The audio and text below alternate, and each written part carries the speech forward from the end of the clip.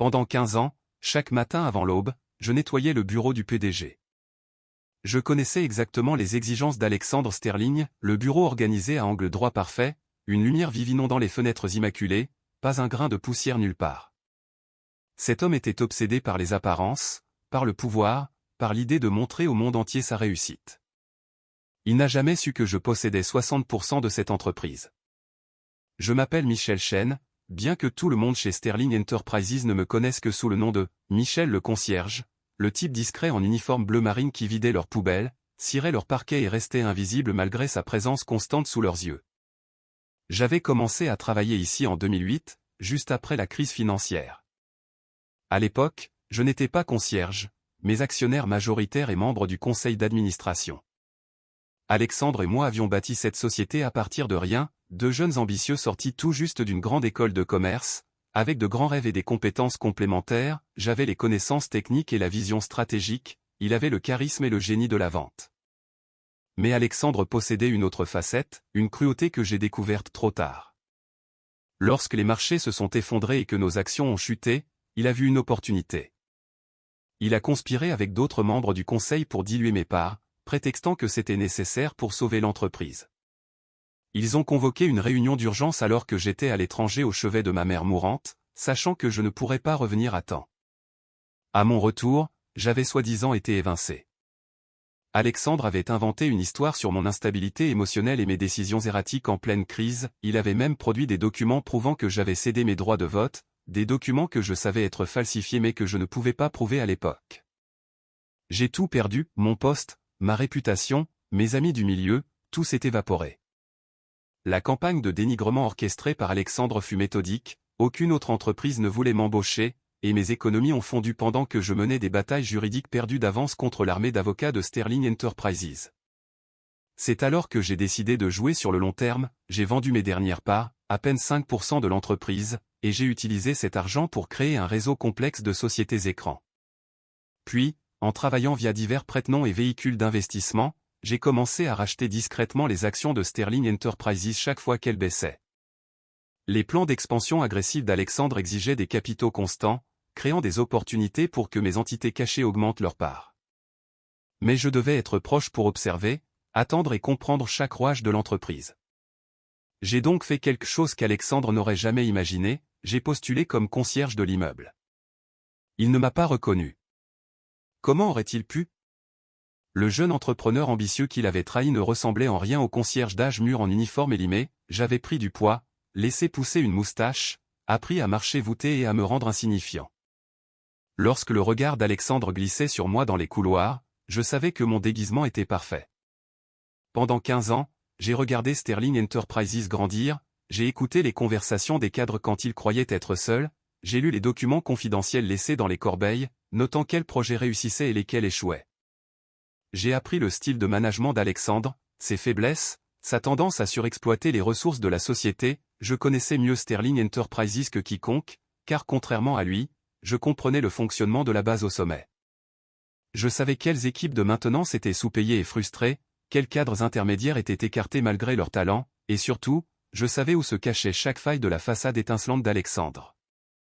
Une nuit, en nettoyant la salle du conseil après une réunion tardive, j'ai trouvé une note froissée sous la table, un projet d'accord préliminaire de Global Tech Industries esquissant une acquisition potentielle d'$1 milliard de Sterling Enterprises.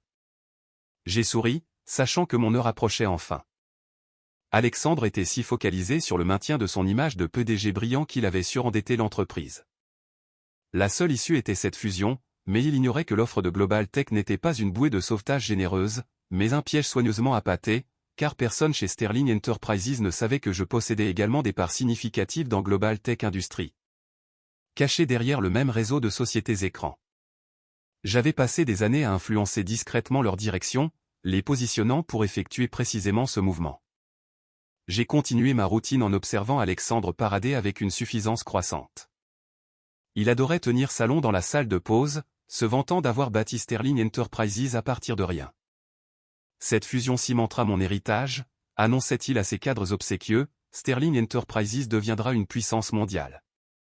Je passais la serpillière à proximité, invisible comme toujours, s'ils avaient regardé attentivement, ils auraient pu remarquer mon léger sourire.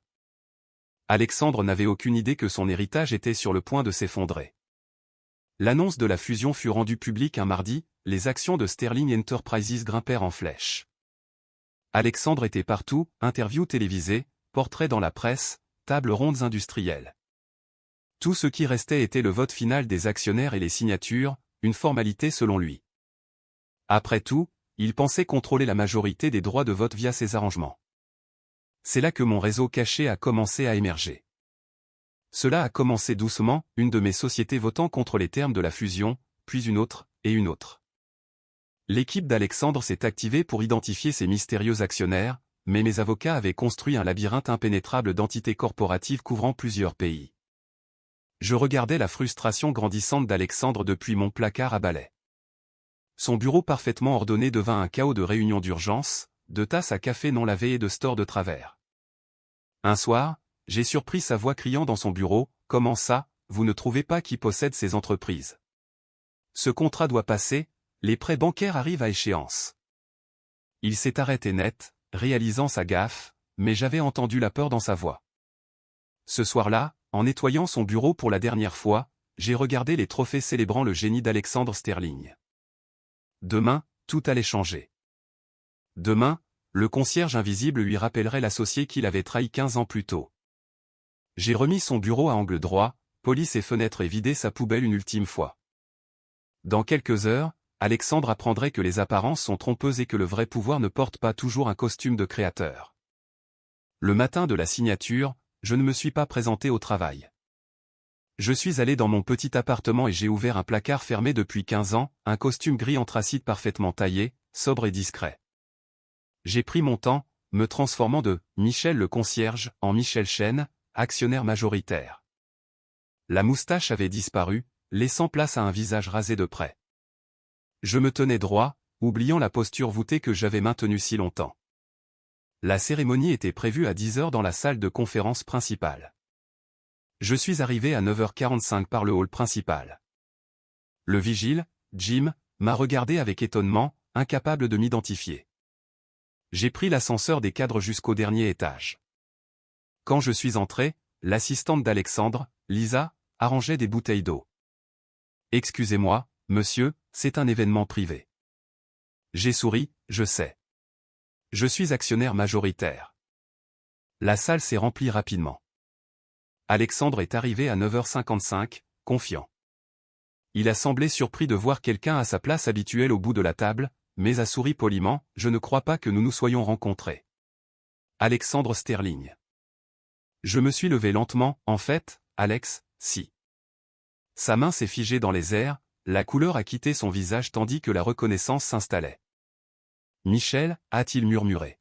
« Bonjour Alex. Ça fait un bail. » La salle est devenue silencieuse comme la mort. « Qu'est-ce que tu fais ici » a-t-il bredouillé. J'ai sorti une pile de documents, je suis là pour voter sur la fusion. Ou plutôt, mes entreprises sont là pour voter, Phoenix Holdings, Sunrise Investment, Blue Ocean Capital. Alexandre s'est affaissé sur une chaise, c'est impossible. Tu as vendu tes parts. Tu t'es assuré que je vende mes parts originales, les jeux corrigés, mais j'ai racheté l'entreprise par tous les moyens légaux pendant 15 ans. 60%. Je possède 60% de Sterling Enterprises. Cette fusion ne se fera pas sans mon accord. J'ai ensuite raconté l'histoire devant toute l'Assemblée, détaillant la réunion d'urgence, les faux documents et la campagne de diffamation. Alexandre Sterling n'est pas le génie qui a bâti cette entreprise seul, c'est un fraudeur qui l'a volé à son associé. C'est un mensonge, a hurlé Alexandre en se levant. C'est pourquoi tu es si désespéré par cette fusion, ai-je demandé. Parce que les prêts contractés pour ton expansion sauvage arrivent à échéance et que tu n'as pas le cash pour les couvrir? L'équipe de Global Tech a commencé à murmurer. Les avocats se sont levés, nous devons suspendre cette procédure. Oh, la fusion peut se faire, ai-je dit calmement, mais pas selon les termes d'Alexandre, et pas avec lui comme PDG. Alexandre s'est jeté sur moi, mais 2 agents de sécurité l'ont intercepté. C'est mon entreprise, a-t-il hurlé. Non, Alex, elle ne l'a jamais été, et maintenant, tout le monde le sait. La journée fut chaotique. À la fin de la journée, Alexandre Sterling était évincé par un vote d'urgence, la fusion était reportée pour enquête, et j'étais nommé PDG par intérim. Avant de partir, j'ai révélé au conseil d'administration, pendant 15 ans, j'ai travaillé ici comme concierge. Je connais chaque force, chaque faiblesse, chaque employé loyal et chaque cadre profiteur. Je sais exactement comment réparer ce qu'Alexandre a brisé. Ce soir-là, je suis retourné au placard à balai une dernière fois, j'ai enfilé mon vieil uniforme et j'ai dit au revoir aux agents de nuit. « Vous êtes vraiment le nouveau PDG ?» a demandé José, mon collègue, incrédule. « Je le suis, et ma première décision sera d'augmenter les salaires du personnel de maintenance.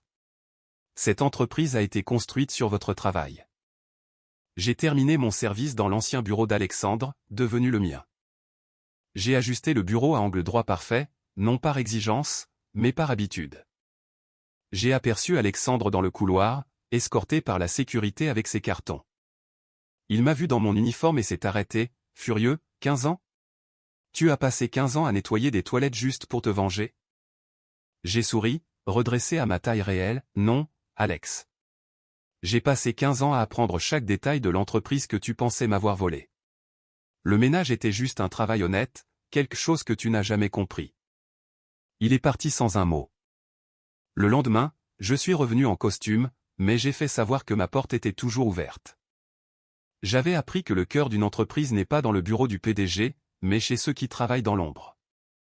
Certains membres du conseil ont suggéré que j'embauche une société de nettoyage. J'ai refusé. Chaque matin, je nettoie encore mon propre espace, cela me rappelle les leçons apprises durant ces 15 années d'observation. Alexandre Sterling travaille désormais comme manager de niveau moyen dans une petite boîte en ville. Parfois, il raconte qu'il était PDG, mais personne ne le croit. Après tout, il n'a plus l'allure de l'emploi. Quant à moi, je suis exactement là où je dois être, faisant prospérer l'entreprise que j'ai aidé à bâtir, et chaque matin, quand j'ajuste mon bureau à angle droit, je souris à la vérité qu'Alexandre n'a jamais comprise, parfois. La personne la plus puissante dans la pièce est celle que vous ne voyez pas.